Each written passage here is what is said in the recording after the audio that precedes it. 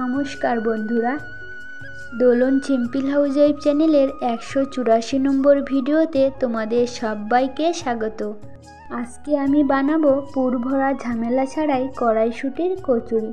এখানে আমি সামান্য পরিমাণে জিরে, ধনিয়া, দুটো শুকনো লঙ্কা ভেজে গুঁড়ো করে নিয়েছি। আর নিয়েছি 400 গ্রাম কড়াইশুঁটি, সাথে দিয়েছি কয়েক টুকরো আদা কুচি।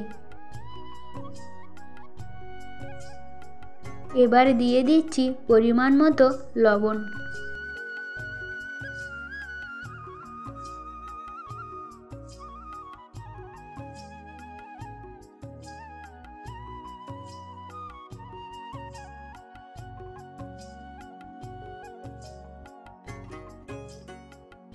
এবার দিয়ে দিচ্ছি স্বাদ মতো চিনি, তোমরা চাইলে নাও দিতে পারো।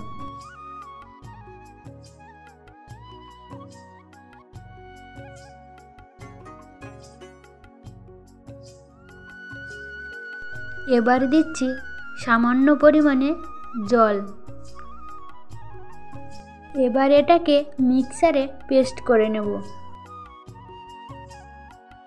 পেস্ট করে নিয়ে চলে এসেছি, পুরো সুন্দর মিহি করে পেস্ট করে নিয়েছি।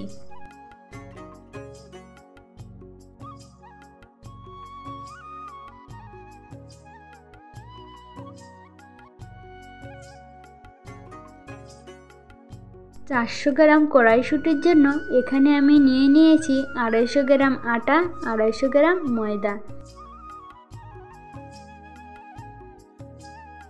আর এখানে নিয়েছি একটু বেশি পরিমাণে সাদা তেল। এবার এতে দিয়ে দিচ্ছি স্বাদ মতো লবণ। লবণটা আটা ময়দার সাথে ভালো করে মাখিয়ে নিয়ে সাদা তেলগুলো দিয়ে ভালো করে মাখিয়ে নিতে হবে।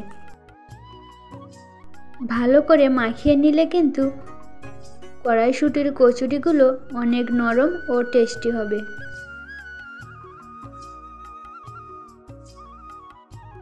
আমার কিন্তু খুব সুন্দর করে সাদা তেলটা আটা ময়দার সাথে মাখানো হয়ে গেছে, তোমরা কিন্তু দেখেই বুঝতে পারছো।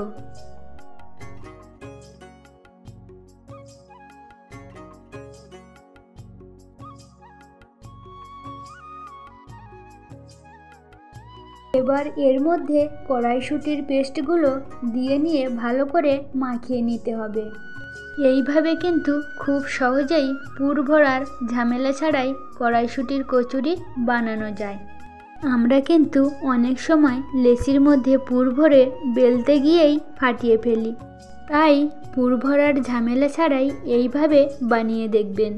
আমি কিন্তু কড়াইশুঁটির পেস্টটা দিয়ে মাখিয়ে নেওয়ার পর মিক্সারটাতে সামান্য জল দিয়ে ধুয়ে নিয়ে তারপর ভালো করে মাখিয়ে নিয়েছি। এবার ছোট ছোট করে লেচি করে নিচ্ছি। কচুরির লেচিগুলো কিন্তু যেভাবে আমরা লুচি বানাই তার চেয়ে একটু বড় বড় করে নিয়েছি। আর এখানে আমি তেল ছাড়া সামান্য পরিমাণে আটা দিয়েই কিন্তু লেচিগুলো বেলে নিচ্ছি।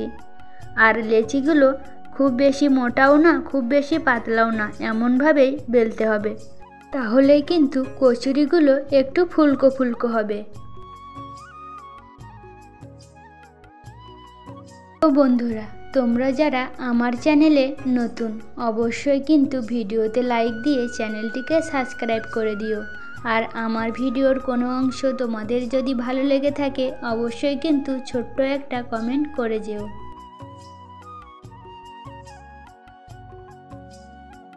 দেখেছো বন্ধুরা, কচুরিগুলো কিন্তু খুব সুন্দর ফুলকো ফুলকো হয়েছে। তোমরাও চাইলে পুর ভরার ঝামেলা ছাড়াই খুব কম সময়ের মধ্যে এইভাবে বানিয়ে নিতে পারো কড়াইশুঁটির কচুরি।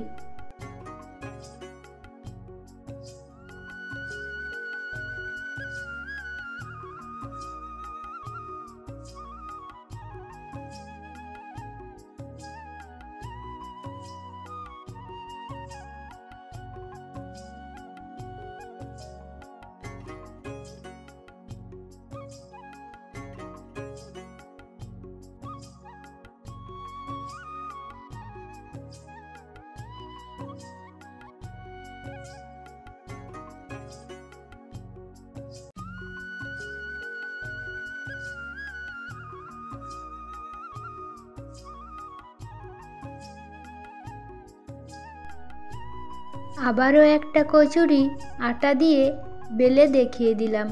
আমার ভিডিওটি তোমাদের যদি ভালো লেগে থাকে অবশ্যই কিন্তু কমেন্ট করে জানিয়ে দিও। আর যারা পুরাতন বন্ধু রেগুলার আমার ভিডিও দেখো তোমাদেরকে অসংখ্য ধন্যবাদ। আজকের ভিডিওটি এখানেই শেষ করছি। তোমাদের সাথে দেখা হবে পরের নতুন একটা ভিডিওতে। সবাই ভালো থেকো, নিজের খেয়াল রেখো। ধন্যবাদ।